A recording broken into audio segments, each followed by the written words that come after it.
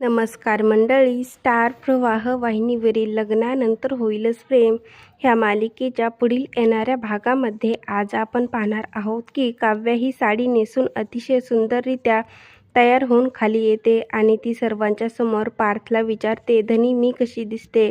तुम्ही तर मला सांगितलेच नाही. आणि तेव्हा पार्थ तिच्याकडे एकटक पाहत असतो. तर त्यावेळेस रम्याला मात्र अतिशय राग आलेला असतो. तर इकडे आपण पाहतो की जीवाच्या फोनची बॅटरी संपलेली असते आणि तो सिक्युरिटीला विचारतो की आता बॅटरी संपली काय करू? त्यावेळेस सिक्युरिटी बोलतो की हा तर तुम्हाला खूप मोठा चान्स भेटलेला आहे. तुम्हाला पुन्हा नंदिनी ताईच्या रूममध्ये जाण्याचा. जीवा देखील आनंदित होतो आणि तो बोलतो, नंदिनी, या कारणाने का होईना मी पुन्हा एकदा तुझ्या रूममध्ये गृहप्रवेश करणार आहे.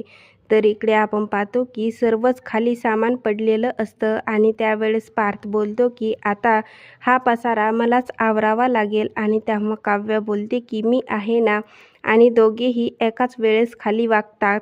त्यावेळेस दोघांची धडक लागते आणि पार्थ काव्याला बोलतो, आता सिंगे येतील म्हणून पुन्हा धडक द्यायची नाही. त्यावेळेस काव्यही त्याच्याकडे प्रेमाने पाहू लागते आणि बोलते, पार्थ तुम्ही माझ्याजवळ या ना. तेव्हा पार्थ दूर जाऊ लागतो. त्यावेळेस काव्या बोलते, तुम्ही जेवढे माझ्यापासून दूर जाल तेवढेच माझ्याजवळ याल.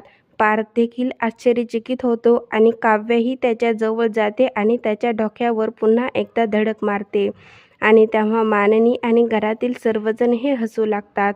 तर पुढे येणाऱ्या भागामध्ये पार्थ, काव्या त्याचबरोबर जीवा आणि नंदिनी यांच्यामध्ये कशा प्रकारे प्रेम वाढीस लागणार हे पाहणं खूपच मजेदार ठरणार आहे. लग्नानंतर होईलच प्रेम ह्या मालिकेचे नवनवीन अपडेट पाहण्यासाठी आपल्या चॅनलला लाईक करा, शेअर करा आणि सबस्क्राईब करायला विसरू नका.